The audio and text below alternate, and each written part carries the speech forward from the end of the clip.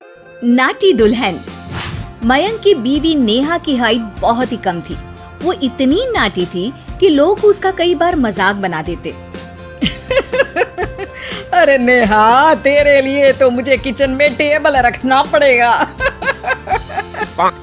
माँ जी, इतनी भी नाटी नहीं हूँ मैं। और हाँ, हिल्स पहनकर तो बिल्कुल आपके बराबर आ जाती हूँ।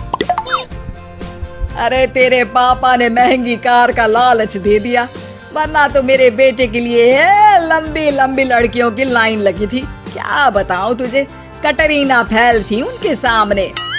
पर माँ जी, आपका मयंक भी तो हाइट में कौन सा अभिषेक बच्चन की तरह है जो कटरीना मिल जाती। वैसे भी मेरी और इनकी जोड़ी तो राम सीता की जोड़ी है, राम सीता की। एक दिन सभी खाना खा रहे होते हैं, तभी माँ, दाल बहुत अच्छी बनी है, जरा और देना। रुको जी, मैं लेकर आती हूँ, किचन में है। वैसे भी मैं खड़ी ही हूँ। ये सुनकर सास हंसने लगती है। तुम खड़ी हो या बैठी, एक जैसी ही लगती हो। बस कीजिए जी, अभी हिल्स नहीं पहनी है। वैसे भी हिल्स पहनती हूँ तो आपके बराबर ही लगती हूँ। एक दिन नेहा सब्जी लेने बाहर निकलती है तो पड़ोसन कहती है, अरे देखो देखो कितनी नाटी है। मयंक तो दिखने में अच्छा है, हाइट भी ठीक ठाक है, फिर क्या जरूरत थी ऐसी नाटी बहू लाने की। दहेज बहन दहेज, अंधे हो गए थे पैसों के पीछे, अब करे जगह साई। दोनों की बात नेहा सुन लेती है और उसे बहुत गुस्सा आ जाता है। आंटी जी, एक बात बताओ, मेरे पापा के पास पैसे हैं, उनको अच्छी लड़की की तलाश थी, ये पसंद आए और शादी हो गई। इसमें मेरा क्या कसूर है जो आप लोग मुझे सुना रही हैं? अरे नहीं नहीं नेहा, हम तो तेरी सास की बात कर रहे थे कि कितनी लालची औरत है। देखिए, वो लालची नहीं है। हाँ, उनकी कुछ शौक है जो वो अपने बेटे से पूरा करवाना चाहती है। और देखा जाए तो उसमें उनकी गलती भी क्या है भला। अगर इन्होंने मुझसे शादी की है तो जरूर कुछ न कुछ तो अच्छाई नजर आई होगी ना।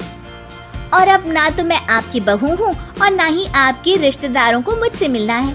फिर ये बात समझ नहीं आई कि आप इतना परेशान क्यों हो रही हैं। ये बोलकर नेहा वहाँ से निकल जाती है। नेहा, चलो तैयार हो जाओ, हम लोगों को एक पार्टी में जाना है। नेहा तैयार होकर पार्टी में जाती है, जहाँ मयंक का दोस्त उससे कहता है, अरे मयंक, तू लकी है यार, तेरी बीवी की हाइट इतनी कम है कि तुझे बच्चे की जरूरत ही नहीं है, भाभी ही बच्ची जैसी है। और मयंक, मेरी बीवी इतनी कम हाइट की हो ना तो मैं तो घर से बाहर ही ना निकलूं, कहीं फुदक कर चली गई तो लेने के देने पड़ जाएंगे। सभी नेहा पर हंसने लगते हैं। तभी पार्टी की जगह पर आग लग जाती है। अरे भागो यहाँ से, जल्दी करो, निकलो यहाँ से। अरे लेकिन बाहर के दरवाजे पर ही आग है, अब कैसे बाहर निकलेंगे? कोई रास्ता भी नहीं है।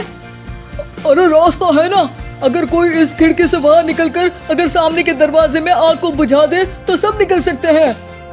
तभी नेहा उस छोटे से जरोखे से बाहर निकलकर आग को बुझा देती है। अरे वाह, भाभी जी ने तो आज हम सबको बचा लिया। वाह भाई वाह, देवी हो तो ऐसी, अपने पति ही नहीं बल्कि यहाँ मौजूद सभी की जान बचा ली है इसने।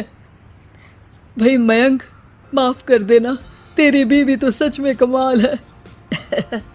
मुझे ये बात पता है और मुझे मेरी बीवी पर गर्व है।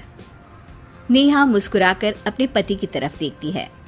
कुछ दिनों बाद जब नेहा और उसकी सास मार्केट जाती है, वहाँ पर, अरे भैया, ये कपड़ा तो देना, कितने का पड़ेगा? माता जी, ये तो बहुत महंगा कपड़ा है, लेकिन अब बस सिर्फ 2 मीटर ही बचा है। मेरे तो किसी काम का है नहीं ये टुकड़ा, तो आप 100 रुपया ही दे दीजिए। अरे भैया, तो मैं क्या करूंगी इस टुकड़े का, लेकिन वैसे है बड़ा ही सुंदर। तभी नेहा बोल पड़ती है, इसमें तो मेरी पूरी ड्रेस बन जाएगी। ये कहकर वो कपड़ा ले लेती है। अगले दिन नेहा वो ड्रेस पहनकर सास के सामने आती है। अरे वाह नेहा, ये ड्रेस तो बहुत ही सुंदर लग रही है, बड़ी महंगी होगी ना? अरे कपड़ा तो मैंने ही पसंद किया था, बस पूरा नहीं था तो इसने ले लिया। सिर्फ 200 रुपये की ड्रेस है ये पूरी।